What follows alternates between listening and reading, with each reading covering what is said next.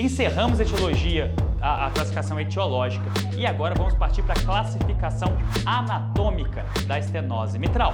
Vejam vocês que eu já trago podcasts para você. Eu tenho Spotify, ouça no Spotify.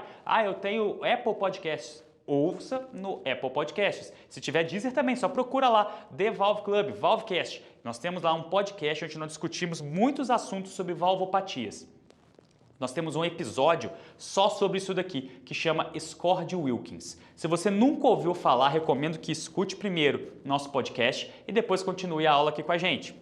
Mas é uma forma ecocardiográfica de eu olhar a anatomia da válvula mitral e estimar os desfechos após uma intervenção transcatéter. Então, eu vejo aquela válvula e falo, essa aqui é uma válvula que deve ir bem se eu fizer uma valvotomia mitral percutânea. Ou ainda, essa válvula não deve ir bem se eu fizer uma valvotomia mitral percutânea. O que significa ir bem? É ela reestenosar muito rápida, não abrir adequadamente, ou ainda, ela rasgar demais quando eu tentar abrir ela com balão. E aí eu vou ter uma insuficiência mitral residual muito importante.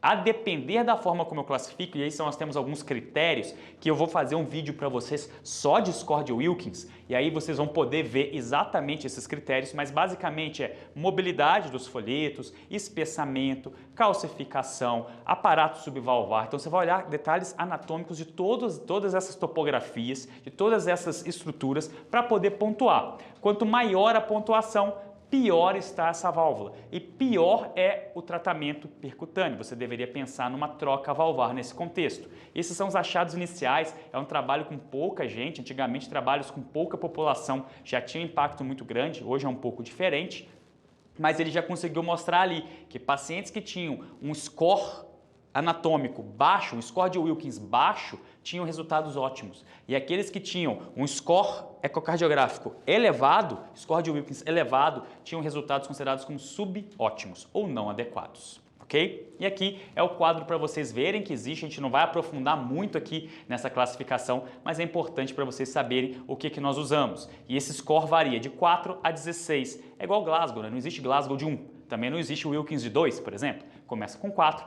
e vai até 16 a pontuação. Um exemplo prático para você ver como nós fazemos. Traga um ecocardiograma de um paciente com estenose mitral reumática. Como que eu sei que é reumático? Folheto anterior com abertura em cúpula. Quando eu olho o espessamento, eu conseguiria pontuar esse indivíduo com 2, pois eu vejo um espessamento só no terço distal desses folhetos. Quando eu falo em mobilidade, eu dou 3 pontos, pois o folheto anterior tem uma abertura em cúpula e o posterior tem uma mobilidade reduzida. Isso naquela nossa imagem anterior daria 3 pontos. Não acho que tem muita calcificação nesse paciente. Acho que a calcificação aqui é incipiente, então eu daria 1 ponto de calcificação para esse paciente. E o subvalvar eu consigo ver, na janela paraesternal eixo longo, o terço que se aproxima dos folhetos. Então eu vou dar para esse paciente 2 pontos. Se você somar o score de Wilkins desse exemplo aqui que eu trouxe para vocês, segundo a minha opinião, dá 8, ok? Geralmente nós temos uma divergência de 1 ponto para mais, 1 ponto para menos entre ecocardiografistas mais experientes. Perfeito? Ok. Outra forma de você fazer uma classificação anatômica desses pacientes, eu já falei aqui hoje e também tem um podcast para você ouvir, então vai lá, Valvecast, e procura score tomográfico para poder classificar a estenose mitral calcífica, etiologia calcífica. Antes era reumática, agora é calcífica. E esse score ele também faz uma avaliação anatômica da topografia do acometimento e vai pontuar para você. Quanto maior a pontuação, mais cálcio tem ali e melhor é o resultado caso eu queira implantar uma prótese nessa estrutura calcificada, o chamado Valving-Mac. A gente não vai se aprofundar sobre isso, mas entenda, aqui saber se tem acometimento total da circunferência do anel, se tem envolvimento de trígono ou não, se tem envolvimento de folheto, você vai pontuando. E quanto mais pontuado é esse paciente, mais calcificação ele tem, e quanto mais calcificação ele tem, mais você consegue ancorar uma prótese transcatéter naquela topografia. E o resultado tende a ser melhor para esses pacientes. Então veja que alta pontuação, a prótese fica bem ancorada, ela não emboliza, ela não desloca.